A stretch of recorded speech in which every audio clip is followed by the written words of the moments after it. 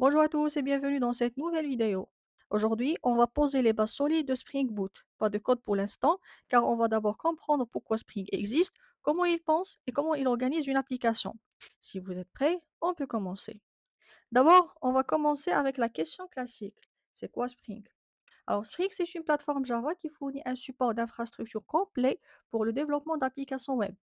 Son rôle principal est de gérer les aspects techniques de l'infrastructure qui permet aux développeurs de se concentrer sur la logique métier de leur application. Spring Framework a été né en 2003 par Rod Johnson.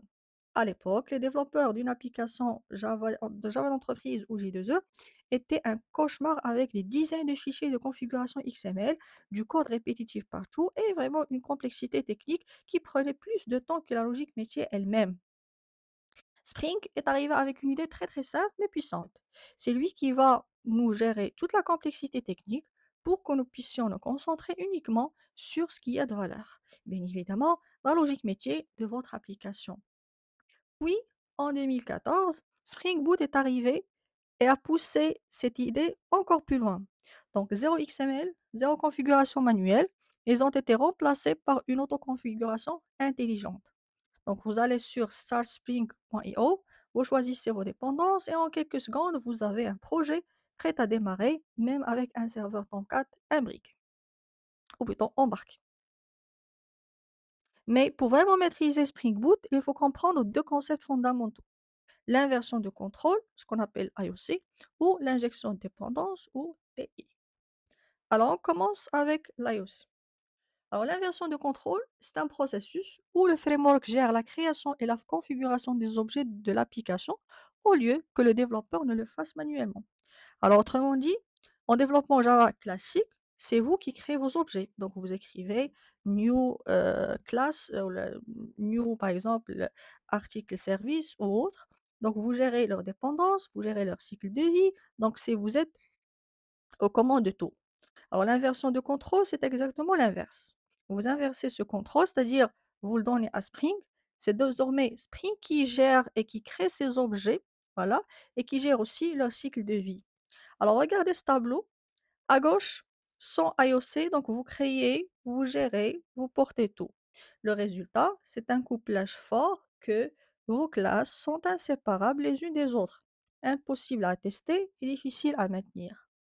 À droite, avec Spring IOC, donc c'est Spring qui prend en charge la création, la gestion et l'injection. Vos classes deviennent indépendantes les unes des autres.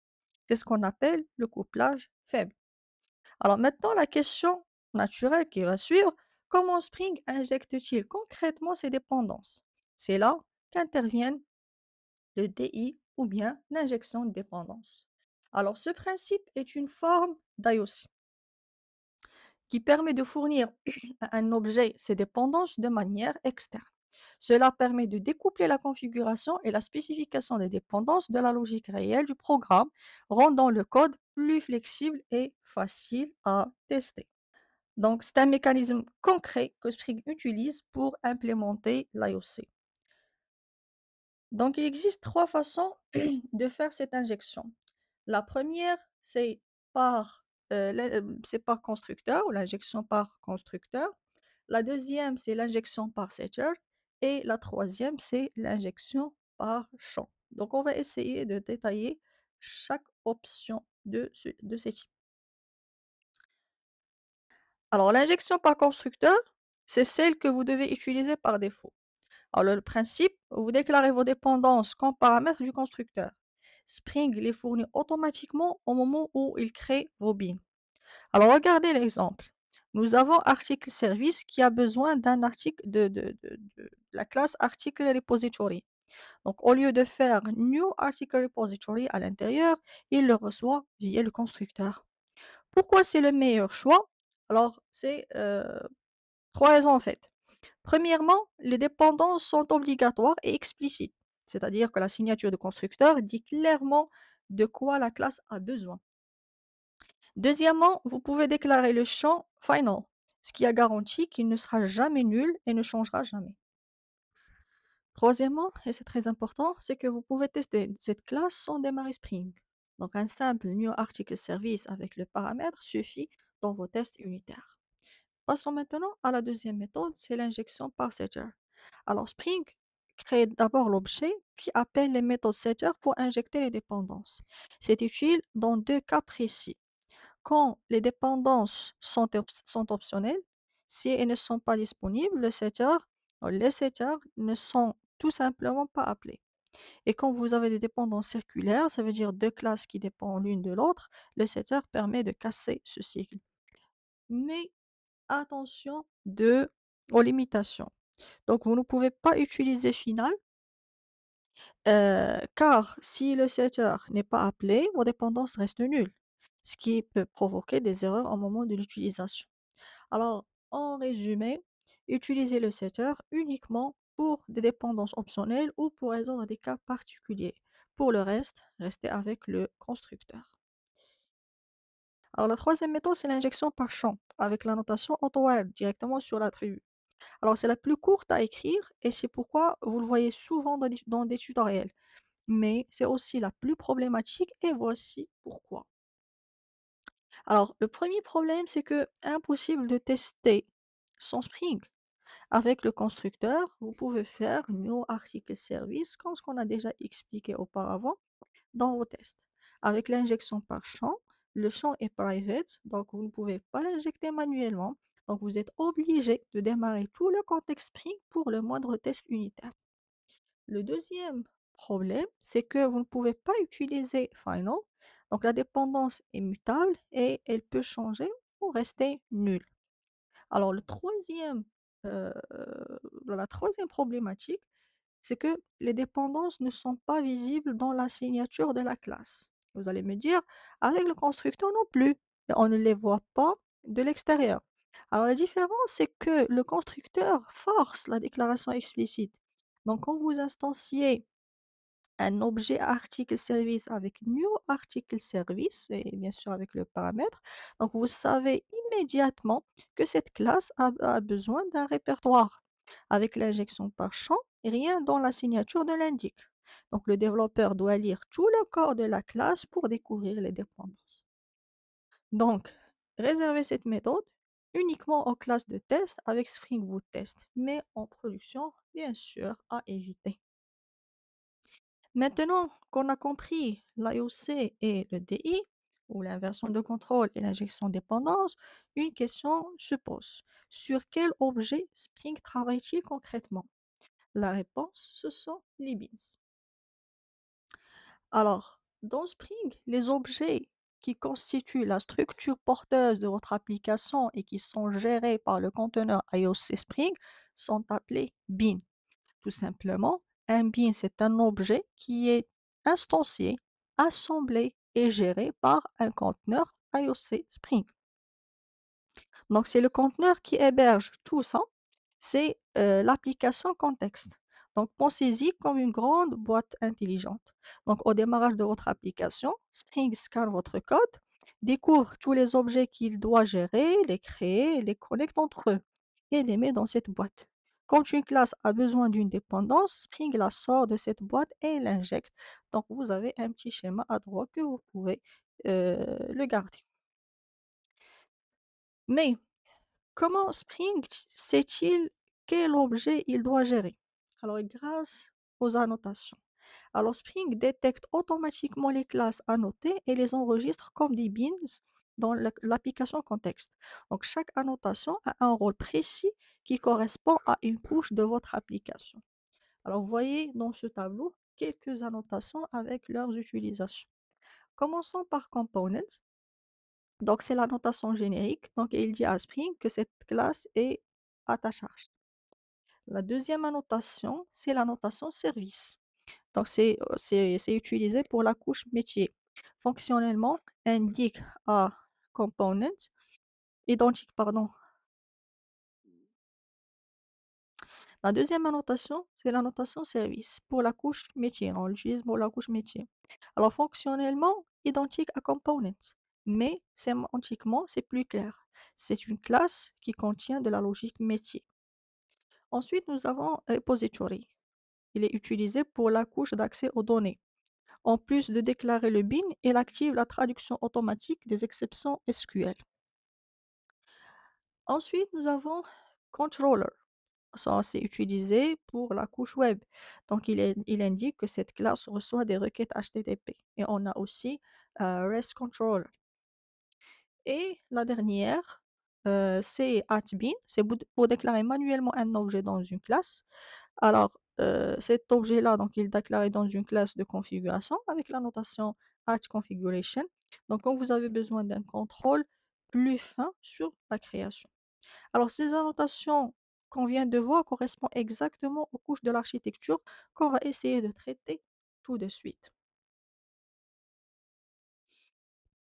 Alors, avant de voir comment Spring organise une application, revenons aux bases.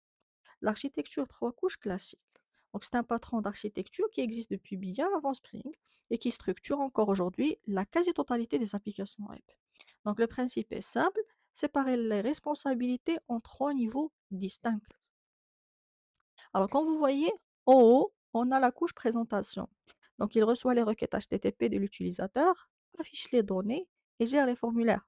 Et ne sait pas comment les données sont stockées, ni comment ils ont être affichés par la suite. Au milieu, nous avons la couche service ou la couche métier. C'est le cerveau de votre application. Toutes les règles métiers vivent ici. Les validations, les calculs, les algorithmes, les décisions, etc. Alors, cette couche reçoit des données de la couche précédente, c'est-à-dire la couche présentation, les traite et délègue le stockage à la couche en dessus. En bas, la couche DAO, c'est l'acronyme de Data Access Objects. Elle est la seule autorisée à parler à la base de données. Alors, tout le SQL, tout l'accès aux données passe par elle. Les autres couches n'ont aucune idée de comment les données sont stockées. Cette séparation est fondamentale car elle respecte le premier principe solide, SOLID. Le premier, c'est le S, c'est l'équivalent à Single Responsibility Principle, c'est-à-dire chaque classe a une seule responsabilité. C'est grâce à cette séparation que votre code reste maintenable et testable. Mais cette architecture classique a un problème majeur.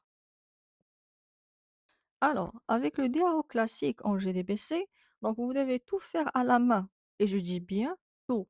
Alors, pour chaque entité de votre application, comme article ou bien utilisateur, auteur ou autre, donc vous réécrivez des mêmes méthodes CRUD. Donc, c'est un code identique et répété à l'infini. Alors, pour chaque requête, vous devez mapper manuellement chaque colonne SQL vers son champ Java. Par exemple, rs.getString ou bien getLong, donc comme vous voyez dans ce bout de code. Donc, c'est un code très verbeux, source d'erreur, impossible à maintenir quand le schéma change. Troisième problématique, c'est que pour chaque opération, donc vous ouvrez une connexion et vous devez la gérer avec prepared statements. Donc vous exécutez et vous le fermez par la suite. Alors oubliez connection.close quelque part et vous avez une fuite de mémoire qui va faire planter votre application en production. Et pour les transactions, donc vous devez écrire les blocs try, catch, rollback, commit, etc. Donc ce code est répétitif, fragile et difficile à maintenir. Heureusement, avec Spring, on a une solution élégante qui va résoudre tout ça. Et cette solution, c'est précisément ce que vous allez voir sur le prochain diagramme. Alors voici comment Spring Boot implémente cette architecture trois couches et comment il résout tous les problèmes qu'on vient de voir. Alors, la couche présentation devient Add Controller. Donc, c'est une classe avec la notation Add Controller avec TeamLeaf. Donc, Spring MVC gère le routage HTTP via le dispatcher servlet.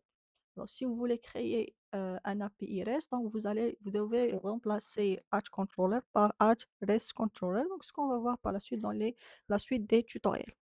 Ensuite, la couche service devient une classe avec l'orientation service. Spring gère son cycle de vie et y injecte les dépendances automatiquement via l'IOC.